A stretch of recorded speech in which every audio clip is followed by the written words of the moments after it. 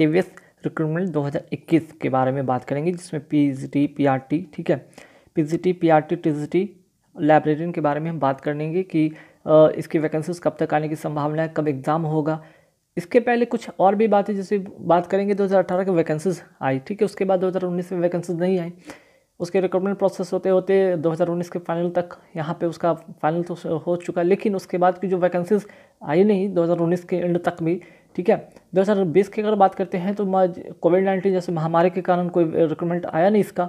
अब 2021 की बात करते हो तो क्या 2021 में इसका जो रिक्रूटमेंट आने की संभावना है, तो यहाँ पूरी संभावना है, क्योंकि आप सभी को पता है कि सीटेट का जो पेपर है हुआ है इधर, जिसका रिजल्ट अभी हाल ही में रिसेंटली आपका आ चुका है, ठीक है। सीटेट 2021 का रिजल्ट रिसेंटली आउट हो चुका है, तो कहने का मतलब सीटेट के रिजल्ट के जस्ट बाद ही होता है, मीन्स कि 1 या 2 या 3 वीक के बाद, ठीक है, इसकी नोटिफिकेशन केवीएस के नोटिफिकेशन रिलीज़ होने की पूरी संभावना होती है। और अक्सर देखा भी गया है कि सीटेट का जब पेपर होता है उसके बाद ही इसकी वैकेंसी ज़्यादातर आती है। तो मान के चलेंगे सीटेट का पेपर 2021 का जो है रिजल्ट यहाँ आउट हो चुका है। अब मान के चलेंगे 1, 2 या 3 वीक के अंदर में इसकी जो नोटिफिकेशन आपको बहुत ही जल्द इसका ऑफिशियल वेबसाइट पे देखने को मिलेगा, ठीक है। तो बात यहाँ पे करना है कुल मिला कि किसकी बात होनी है और क्या क्या इंपॉर्टेंट बातें होनी। सबसे पहले देखिएगा यहाँ पे बातें होगी पीआरटी की, टीजीटी की, पीजीटी की, लाइब्रेरियन की, ठीक है, जिसमें वाइस प्रिंसिपल के भी पोस्ट आते हैं, ठीक है। तो बेसिकली यहाँ पे जो कैंडिडेट जो है फ्रेशर कैंडिडेट उनके लिए पीआरटी, पीजीटी, टीजीटी, लाइब्रेरियन के लिए एप्लीकेबल होते हैं, ठीक है। तो यहाँ पे कौन कौन लोग अप्लाई कर सकते हैं? इंटर वाले क्या इंटर पास अप्लाई कर सकते हैं? हाँ कर सकते हैं। ग्रेजुएट वाले कर सकते हैं? हाँ कर सकते हैं। बीसीए एमसीए वाले भी कर सकते हैं, बीटेक वाले भी कर सकते हैं, एमटेक वाले भी कर सकते हैं। लेकिन इंटर ग्रेजुएट और बीसीए के स्टूडेंट के लिए एक यहाँ पे चीज़ें होगा कि उनके लिए कहीं ना कहीं यहाँ पे बीएड की डिग्री होनी चाहिए, ठीक है, बीएड की डिग्री होनी चाहिए या डीएलएड की डिग्री होनी चाहिए, ठीक है। बीएलएड हो गया, डीएलएड हो गया, या उसके इक्विवेलेंट जितने भी टीचर ट्रेनिंग कोर्स से रिलेटेड चीज़ें हैं वो उनके पास होने चाहिए, ठीक है, तो कर सकते हैं। और बाकी अगर एमसीए बीटेक वाले की बात करें तो इनके लिए बीएड की कोई आवश्यकता यहाँ पे नहीं पड़ेगी, ठीक।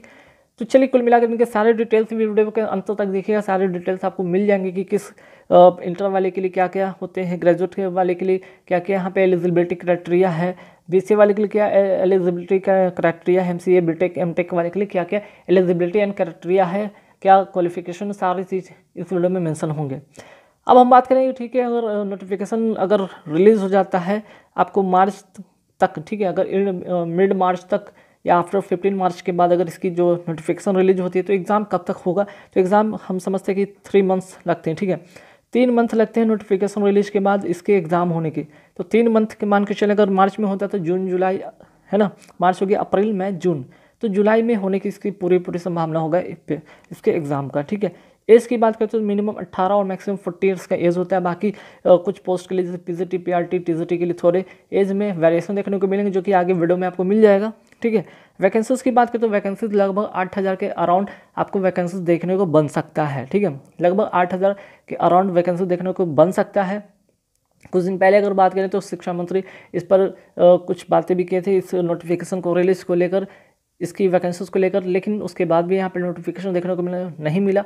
हो सकता है कि सीटेट का जो पेपर है 2021 का उसके वजह से शायद ये डिले हुआ हो, लेकिन अब पूरी संभावना है कि इसकी बहुत ही जल्द इसकी जो नोटिफिकेशन देखने को मिलेगा। तो आप लोग जो भी कैंडिडेट केवीएस की तैयारी करते हैं या फिर टीचर बनने के लिए जो जिनकी इच्छा कि हम टीचर बने और केवीएस के टीचर बने, ठीक है, या इस फील्ड में अपना करियर बनाना चाहते हैं, टीचर के फील्ड में करियर बनाना चाहते हैं, शिक्षक के क्षेत्र में अगर करियर बनाना चाहते हैं उनके लिए अच्छा अपॉर्चुनिटी होता है, तो वेट भी करते हैं।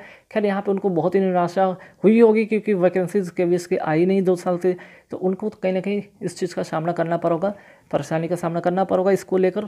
लेकिन अब परेशानी का सामना हम समझते कि नहीं करना पड़ेगा, क्योंकि अब बहुत ही जल्द इसके नोटिफिकेशन देखने को बन सकता है गाइस।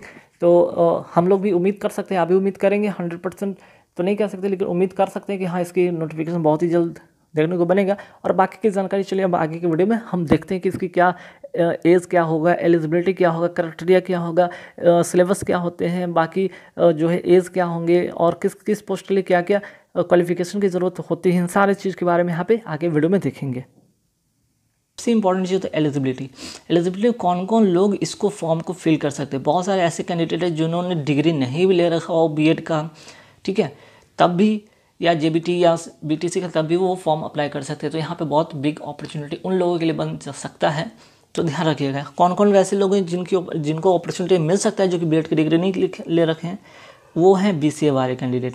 अगर BCA वाले कैंडिडेट, ठीक है, अगर BCA वाले कैंडिडेट अगर BCA और साथ ही साथ PG अगर उस सब्जेक्ट में कर रखा है तो बेशक आप इस फॉर्म को भर सकते हैं, ठीक है, बेशक आप इस फॉर्म को भर सकते हैं, ठीक है। लेकिन ध्यान रखिएगा किस में, ये भी ध्यान रखिएगा, क्योंकि PRT और TGT के लिए तो ये चीज़ है एप्लीकेबल, PRT और TGT के लिए तो ये एप्लीकेबल है कि भाई सीटेट जरूर, लेकिन इसमें ध्यान रखिए जो भी मैं बता रहा हूँ यहाँ पे PGT के लिए बता रहा हूँ, ठीक है।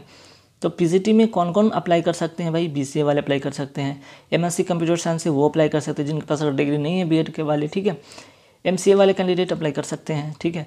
अच्छा, और इम्पॉर्टेंट है कि BE या फिर BTech एनी स्ट्रीम से, और साथ में अगर PG कंप्यूटर से कर रहे हैं वो भी अप्लाई कर सकते हैं, ठीक है। तो ये हो गया, तो इतने सारे कैंडिडेट जो कि इस फॉर्म को अप्लाई कर सकते हैं। साथ ही साथ यहाँ पे देख सकते हैं कि BE और BTech वाले जो कंप्यूटर साइंस या IT से हैं 50% मार्क्स के साथ वो भी कर सकते हैं, है ना। तो ये हो गया खासकर PGT के लिए। और यहाँ पे बात करें PRT और यहाँ पे TGT, ठीक है, TGT, ठीक है, PRT और TGT के लिए। तो PRT और TGT वाले के लिए तो सभी यहाँ पे अगर ग्रेजुएशन पास है 50% मार्क्स साथ BEd है, सीटेट पेपर 1 क्लियर आपका है तो अप्लाई कर सकते हैं। ग्रेजुएशन है 50% BEd, सीटेट पेपर 2 तो TGT वाले अप्लाई कर सकते हैं, ध्यान रखिएगा यहाँ पे लिखा हुआ है। और यहाँ पे अगर PRT म्यूज़िक की बात करें तो PRT म्यूज़िक में अगर बैचलर डिग्री है म्यूज़िक में तो अप्लाई कर सकते हैं। मास्टर डिग्री है 50% BEd और सीटेट नॉट नेसेसरी, ठीक है, तब भी अप्लाई कर सकते हैं। तो ये इतने सारे फैसिलिटी हैं भाई कि इतने सारे इनको अपॉर्चुनिटी मिल रहा है यहाँ पे PGT वाले के लिए कि भाई आपके पास अगर BEd की डिग्री नहीं तब भी आप अप्लाई कर सकते हैं। कंडीशन है कि BCA और PG होना चाहिए सब्जेक्ट में, MSc कंप्यूटर साइंस से होना चाहिए, MCA होना चाहिए, BE BTech एनी स्ट्रीम से होना चाहिए, PG कंप्यूटर साइंस से होना चाहिए, ठीक है। और BE और BTech कंप्यूटर साइंस और RTF विथ 50% मार्क्स के साथ होना चाहिए। TGT वाले के लिए यहाँ पे मैंने फिर से बता रखा है। और यहाँ पे BEd और JBT या BTC, ठीक है, अगर उनके पास है डिग्री या DLED जैसे कोई डिग्री है वो भी अप्लाई कर सकते हैं, ठीक है, ध्यान रखिएगा।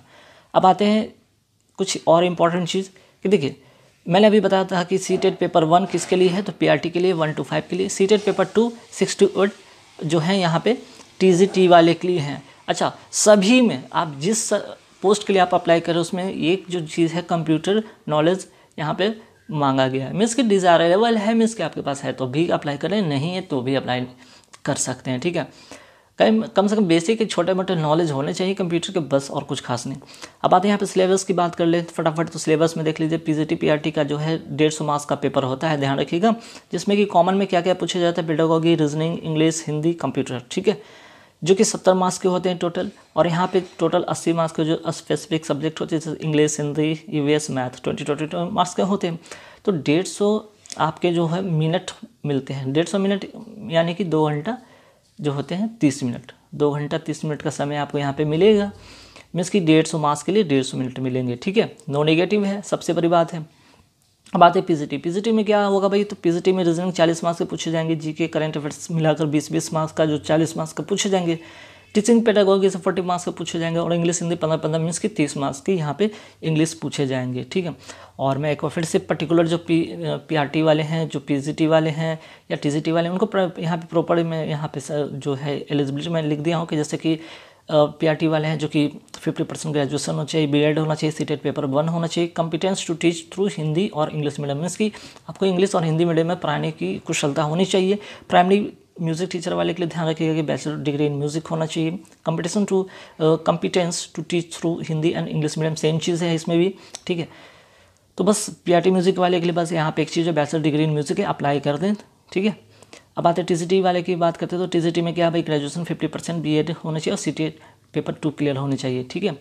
और यहाँ पे आते हैं PGT की बात करें तो मास्टर डिग्री 50% BEd होने चाहिए, ठीक है, competence to teach through Hindi और इंग्लिश मीडियम।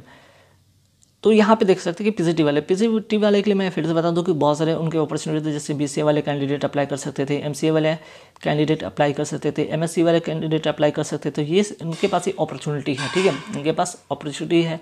BE वाले कैंडिडेट अप्लाई कर सकते थे, BTech वाले कैंडिडेट अप्लाई कर सकते थे, तो इनके पास बहुत सारे यहाँ पे अपॉर्चुनिटियाँ थी, ठीक है। थोड़े से कंडीशन थे, यहाँ पे कोई आपको BEd की डिग्री यहाँ पे मांगा नहीं गया था, है ना। यहाँ पे नेसेसरी नहीं था, साफ तौर पे यहाँ पे बताया गया था कि पीजीटी वाले में यहाँ पे कोई नेसेसरी नहीं था। ठीक है, तो ध्यान रखिए यहाँ पे बीएड की अगर बात करें तो लिख देते हैं हम नॉट नेसेसरी। ठीक है, नॉट नेसेसरी, यहाँ पे कोई ज़रूरत नहीं कि बस आपके पास ये डिग्री होनी चाहिए बस। ठीक है, और कंप्यूटर की नॉलेज होनी चाहिए। नहीं, एक छोटा सा यहाँ पे नोटिफिकेशन अभी जो आने वाला है उसका एक यहाँ पे ओवरव्यू में दिखाया हूँ, ताकि आप इसके रिगार्डिंग आप अपनी तैयारी को शुरू कर सकते हैं। और जो भी कैंडिडेट हैं इस एलिजिबिलिटी जो फुलफिल कर पा रहे हैं वो आराम से कर सकते हैं। बहुत सारे कैंडिडेट होते हैं जो कि एलिजिबिलिटी पर ध्यान नहीं दे पाते और उनका अपॉर्चुनिटी मिस हो जाता है। तो बहुत सारे ऐसे कैंडिडेट आपको मिलेंगे जो बीसीए कर रखे हैं, जैसे कि एमसीए कर रखे हैं वो कर सकते हैं, एमएससी कर रखे हैं वो कर सकते हैं। ठीक है, तो किसके लिए भाई, मैं फिर से बता दूँ, पीजीटी वाले। ठीक है, तो यहाँ पे टीजीटी और पीआरटी के लिए बोला था सीटेट पास ज़रूरी नहीं है। ठीक है, और यहाँ पे सीटेट पास ज़रूरी नहीं है और यहाँ पे आप अप्लाई कर सकते हैं, है ना। तो ध्यान रखें ऐसे कैंडिडेट जो कि कंप्यूटर टीचर केवीएससी में कंप्यूटर टीचर बनना चाहते हैं। ठीक है, तो कंप्यूटर टीचर के लिए बहुत ही अच्छा अपॉर्चुनिटी है। किन के लिए, तो ये बीसीए वाले, यहाँ पे एमएससी वाले, एमसीए वाले, बीटेक वाले जो हो गए, और यहाँ पे ये जितने भी कोर्सेज जो यहाँ पे किए हैं। ठीक है, तो ये एलिजिबल है। अच्छा, यहाँ पे एक चीज़ इंपॉर्टेंट चीज़ है जो कि शायद मैं नहीं बता पाया, जैसे कि इसमें एलिजिबिलिटी की बात करते हैं। ठीक है, तो पीजीटी हो गए, टीजीटी हो गए और पीआरटी हो गए। तो पीआरटी के लिए एज क्या होता है ना, इंपॉर्टेंट चीज़ है। तो यहाँ पे पीआरटी वाले के लिए जो है मैक्सिमम 30 ईयर्स है। ठीक है, मैक्सिमम 30 ईयर्स है। पीजीटी वाले ध्यान रखिएगा कि पीजीटी में जो है मैक्सिमम जो ईयर्स है यहाँ पे 40 ईयर्स है, और टीजीटी की बात करें तो मैक्सिमम जो एज है यहाँ पे 35 ईयर्स है। ठीक है, तो ध्यान रखिएगा। तो PGT, PRT, PGT, TGT, PRT 30 years, PGT 40 years और टीजीटी 35 ईयर्स। तो ऐसे कैंडिडेट जिनका एज है वो अप्लाई कर सकते हैं। साथ ही साथ यहाँ पे आपका जो है एज रिलैक्सेशन में आपका जो है छूट जो मिलेगा उसका आपको बेनिफिट भी मिल सकता है। जिनका अगर एज इससे क्रॉस कर चुका है तो वो इसकी एज रिलैक्सेशन के थ्रू वो फॉर्म को फिल कर सकते हैं, मीन्स कि उसका बेनिफिट आप उठा सकते हैं, है ना। तो गाइस बस एक छोटा सा नोटिफिकेशन था। और इम्पॉर्टेंट जाते जाते मैं फिर से बता दूं कि पीजीटी की बात अगर करें, यहाँ पे टीजीटी यहाँ पे लिखना था, यहाँ पे पीजीटी हो गया। ठीक है, तो यहाँ पे ध्यान रखिए टीजीटी और यहाँ पे बात करें पीआरटी, ये दोनों के लिए आपका सीटेट जो है ज़रूरी है। ठीक है, पीजीटी के लिए सीटेट जो है यहाँ पे ज़रूरी नहीं है, ध्यान रखिएगा ये एक चीज़। ठीक है, तो कुछ पीजीटी वाले कोर्स है, मीन्स कि कुछ यहाँ पे एलिजिबिलिटी है जिसमें कि बीएड की डिग्री नहीं भी मांगा गया है, वो बिना बीएड का भी फॉर्म अप्लाई कर सकते हैं। ठीक है, और बाकी में आपका बीएड की या बीएड इक्विवेलेंट का जो है डिग्रियाँ हैं तभी आप अप्लाई कर सकते हैं, ध्यान रखिएगा। ठीक है, साथ ही साथ सीटेट की वो पेपर 1 और पेपर 2 होने चाहिए। तो जैसे भी